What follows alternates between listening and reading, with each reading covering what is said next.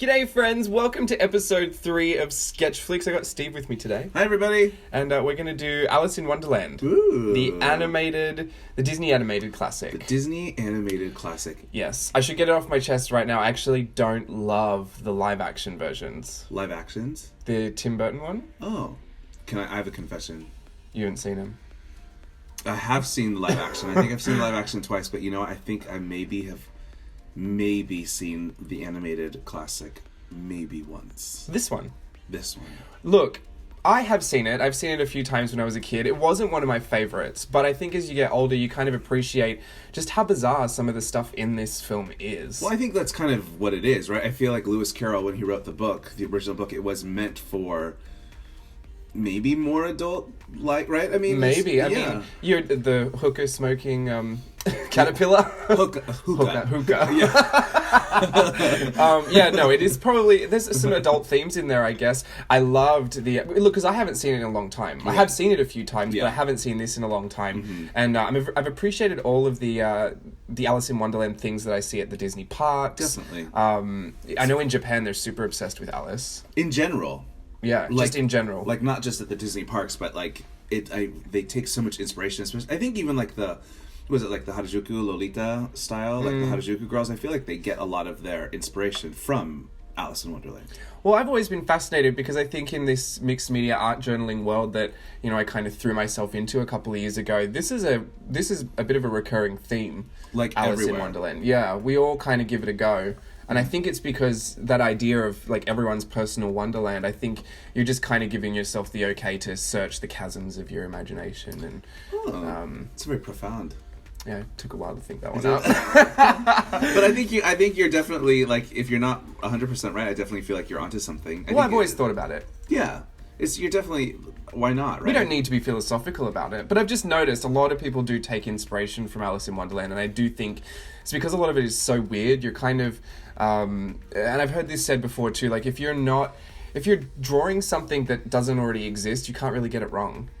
Right, kind of like how he wrote this story. It never existed before, so you couldn't really fault it for being too weird or too wrong, or, I mean, I guess you could. But I think a lot of people just accept it. Well, I think you have to accept it. You have to, like, let it be what it is. Otherwise, if you try to get too philosophical or try to overthink it, which sometimes I do, I don't get it. And maybe that's why I've never really been drawn to it, because... Oh yeah, I take it for face value. Right, and I'm like, well, what does that mean? What's the interpretive meaning? The bread and butterflies. Right. Why? Why? No, I'm taking it for full face value, and I think especially in this series, like I've said before, I'm literally just taking visual cues. Mm-hmm. Now, I think I did better getting into this one than I did before. Oh, yeah. I do struggle, and I think what's particular about this episode that I found really interesting, this movie moves so quickly from section to section. I had zero amount of time to get one character down without jumping to another one, and I was trying to bounce back and forth. I even missed a few that I wanted to get in there. I wanted to do the Alice in the house, like the big Alice stuck in the tiny house. With the legs and the arms. Yeah. But I was too busy trying to draw her in that little drink me bottle that I couldn't get it in, and like it was just hard. It was hard because it bounced around so much. I guess that makes a lot of sense because, I feel like I've seen scenes and bits and pieces, like the Tweedledee and Tweedledum stuff is literally just one that scene. Bit, yeah. And it's turned into a whole... Yeah, I mean... I guess because I just don't watch the movie that often, I didn't realize how much they packed into it. But there's a lot of stuff to look at. There's a lot of scenes. There's some songs in there too that you think are just... Even the songs are full of these different ideas and different creative avenues I could have gone down to draw. I loved the flowers. They're so nasty. They are, but they're so pretty. They're just like Desperate Housewives of flowers. So I was really into it. And I've actually... I've done this before. When we were in Japan, I drew in the Golden Afternoon little spread. Yeah. If you want to go back and check the Japan Journal flip, you'll see in the art journal section at the end, I did a version of this. Obviously, I had a lot more time. But that's the thing about this whole Sketchflix thing. You don't realize how much time it takes to draw something until you're trying to get it down on paper and move on to the next thing. Right, imagine animating an entire film. That's why it takes them years. Yeah. To get it looking nice. I mean, this is all just trying to get the ideas out, and it takes... Like, sometimes I'm missing stuff that I don't want to miss. But it's been a really good challenge, and I think I'm slowly but surely getting better at it. Do you ever go back? No. I would like to. There's a lot of stuff that I want to go back and... She's kind of unfinished right there. She's so unfinished. I do go try back, and I try to finish her before the movie ends, but I just ran out of time. It's okay. And I've added coloured pencils to this episode. Oh. Which I hadn't done before, but I knew that Alice in Wonderland was so colourful, I wanted to give myself a bit of artistic liberty. You did say something, like, you kind of got tripped up on your words there, but that is part of, like, the song. Like, I think it's what's clever. It's like Alice in Wonderland. How do you get to Wonderland, over the hills, and underland? Beyond the... Like, How deep are we going? I don't know, I just like the idea, the glamour of the underland thing, because you just kind of... Never mind. Well, I wrote on the first page, how do you get to Wonderland? Right. Because she fell down a rabbit hole, but I mean, we've all got different Wonderlands, I think, and we all get there a different way. Well, what's your Wonderland? Oh, you don't want to know. Lots of fairies and mermaids.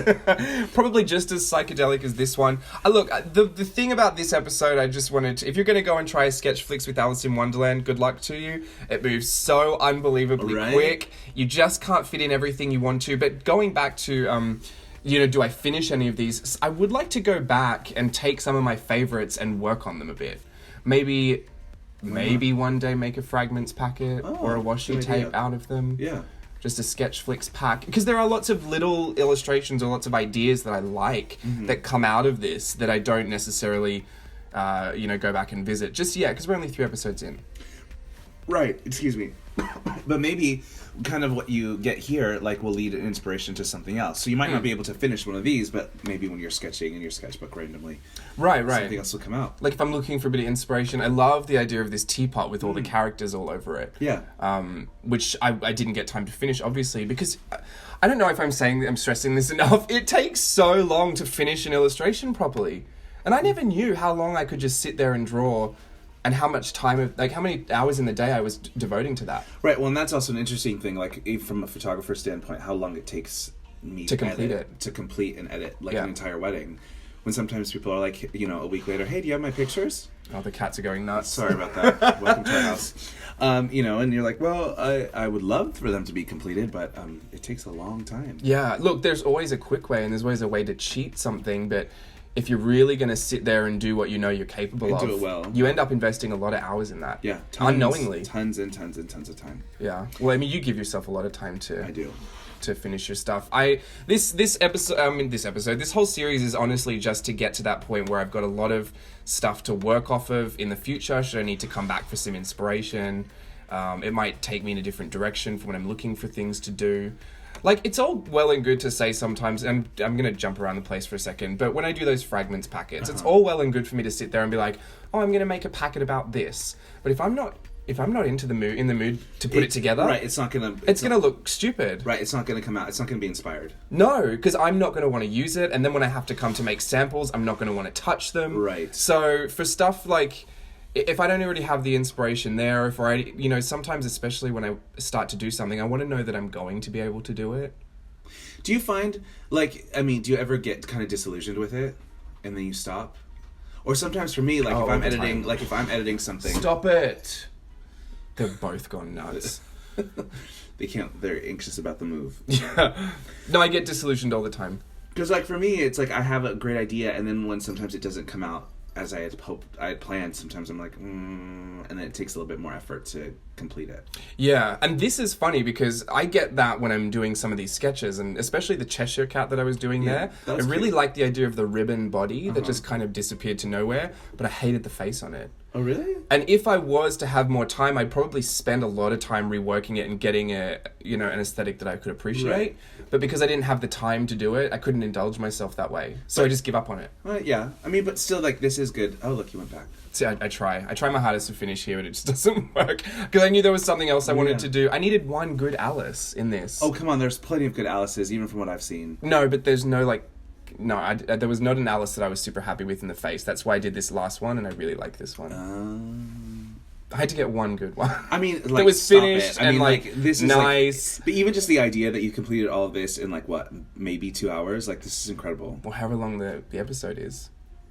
That's the thing too. I get different. She's cute. I get in a different mood to watch a different movie. I looked at all the comments last time when I asked for suggestions, and there were so many hilarious movies that I thought I could do. Like what? Like Tu Wong Fu. Oh my goodness! Oh yes. Just 17 pages full of drag queens. Oh. But I love it. Yeah, we'll have to get to that one another time. I'm really looking forward to doing Memoirs of a Geisha as well. Ooh. Ooh. Well, You know I love a good that. geesh. You love a good geesh. But anyway, thank you for joining us, Steve. Yeah, I hope thanks you for enjoyed having that me. little chat. Yeah, it was so much fun. It looks so great. Yeah, we talked nothing about Alice in Wonderland, but It's because we don't really know too much about it. We aside don't. that We're just into the fat of it all. we just love the colours. I love it. Thanks for having me. All right, bye everyone. Bye.